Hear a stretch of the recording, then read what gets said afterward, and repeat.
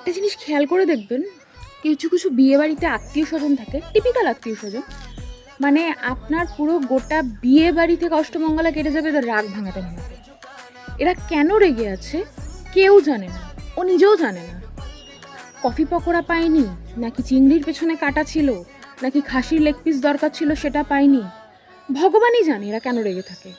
এদের কাজ হচ্ছে গোটা বিয়ে বাড়িতে আপনার খুঁত খুঁজে বের করবে, আপনার খাবারে নুন কেন কম হয়েছে, তা বলে যে কম খাবে তা কিন্তু না, চব্য চস্য এত অবধি গিলবে, গিলে একটা বড় ঢেকুর তুলবে, তুলে বলবে মাংস নুন কম ছিল। গিফটের বেলাতে তো আর বললাম না, যাই হোক গিফট নিয়ে কিছু বলা উচিত না, আমার নিজের বিয়েতেই দেখেছি গোটা বিয়েদেরা ঝামেলা ঝগড়া করে কাটিয়ে দিয়েছে। ভগবান জানে কি এদের সমস্যা, কেন এরা আসে। নেমন্তন্ন আসবি না, কিন্তু না আসবো, এসে খুঁত ধরবো, মানে এদের কেউ দেয় না কেন ভগবান।